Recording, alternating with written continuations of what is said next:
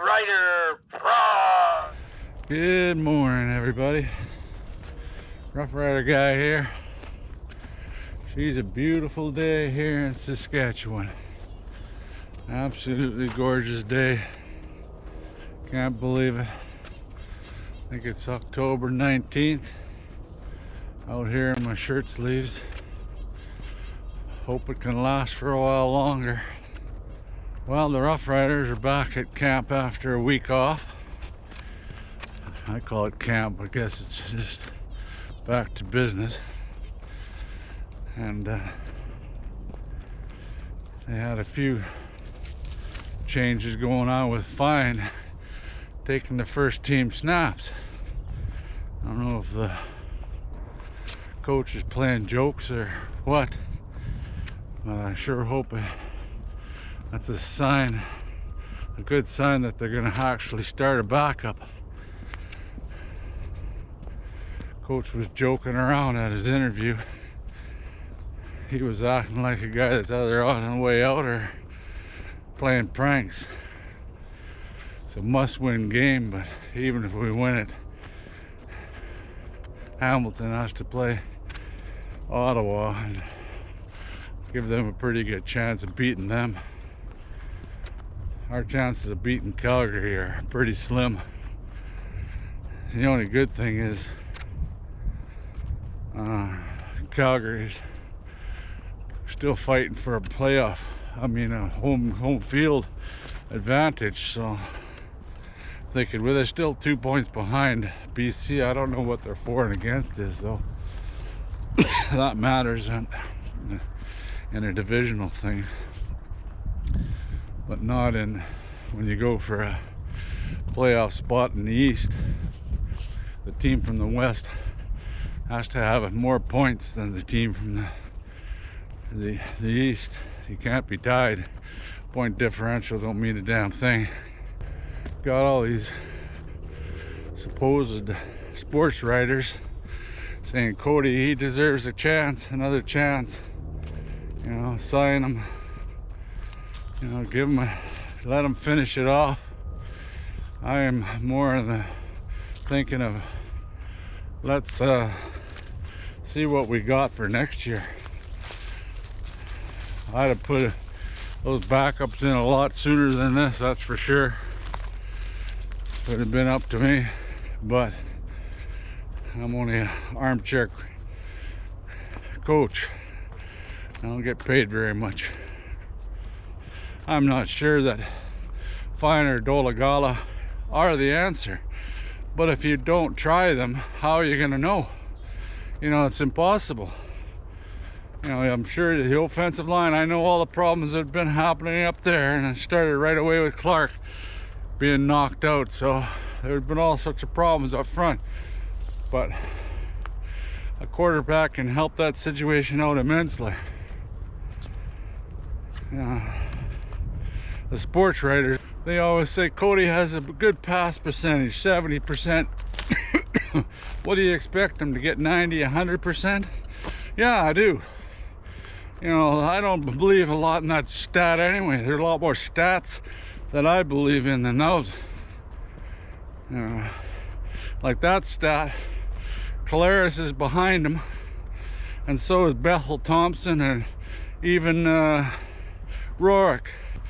Here's a stat I put a lot of faith in, is touchdown passes. Cody has 16, and guess how many Zach has? 35. Even Rourke, I only played half as many games, got 25. Well, what's that tell you? You know, first downs, we're last in the league in first downs.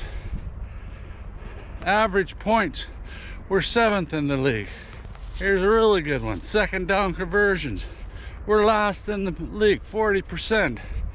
You know, here, passing efficiency, there's one that really counts. Guess what? We're 7th. You know, there's so many other stats besides passing percentage that count. A lot of people say, we run quarterbacks out of town. I wouldn't blame Cody for not signing here. But what do you expect? You know, like, that is, the quarterback is your number one guy. Number one guy. And he's the guy in the spotlight. He's the guy that's got to make those plays when it comes down to the crunch. He's the guy. It's on his shoulders. And of course, he's going to be one of the first guys gone. If you keep putting L's up, you can't expect anything different. People say, oh, you can't put fine in. You're putting the poor young guy into the fire. Well, sometimes you have to put a guy in under fire. He even said that in his interview. You can practice all the snaps you want in practice, but until you're under the gun in a playing situation, when you have seconds to make decisions, that's where it shows where you're coming from. That's why the quarterback gets paid the big bucks. I'm not sure about re-signing Cody. That's a interesting situation. A couple of the quarterbacks now have signed, and Cody, it's all hush hush, nothing. I'm sure they're talking, but I'm not sure. What do you think, folks? Do you re-sign Cody? Yeah, I'm sure you know my answer. If you don't, here it is.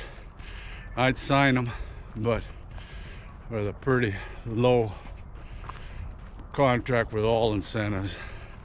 In fact, any quarterback I would sign, that's what it'd be. Same with Bo. Everyone wants Bo, but it's be the same thing with him until he proves himself and sign.